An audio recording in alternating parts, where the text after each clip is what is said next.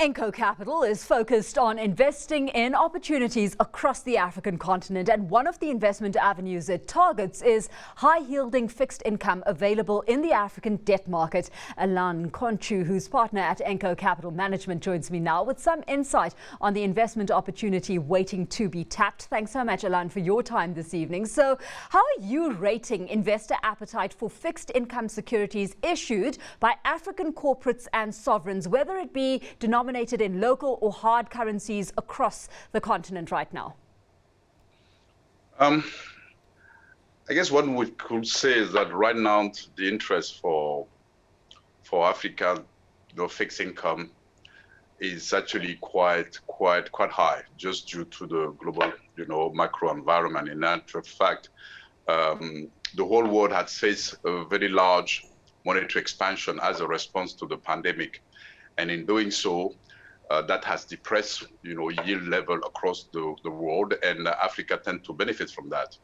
Now we need to separate what's happening on the external debt side, which eventually is essentially dominated in dollars, from the local currency side. But I would say that on the short answer, on aggregate, the interest is relatively strong, and yield have reached unprecedented level at this current juncture. Let's get into some of the detail on that, because Enko Africa Debt Fund has targeted a fund size of $1 billion, and the objective is to deliver much higher returns than USD returns that are available right now and available in global markets. So lay some of the incentive out on the table for us, Alain. What kind of returns are capable of being harnessed here?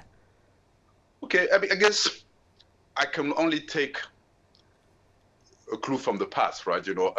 We are halfway to the size that we want to achieve, around $450 million now in asset under management. And over the past 4 years, we have delivered an average of 17.8% return on annualized basis, in dollar.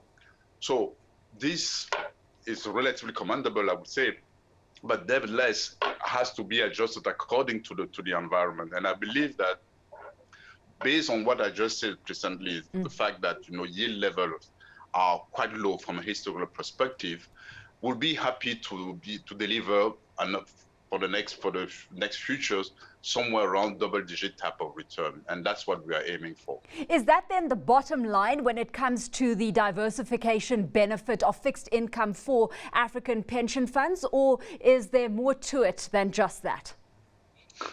Yeah, you rightly pointed. There's more to it just that, because if you look at our return, historic return versus the index, which is what you allude to, we have the correlation that is actually very low.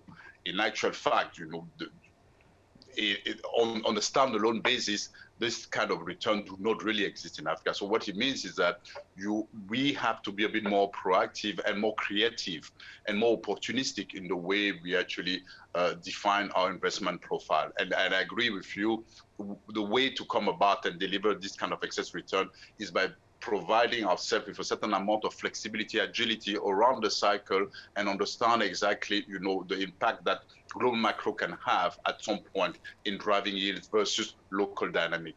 And this is one thing that we've managed to do relatively well up until now. And I agree with you. It's not just available as a beta in the market per se. On that note, let's leave it there, Alain. Thanks so much for having joined us on the line this evening. Alain Nkontchou is partner at Enko Capital Management.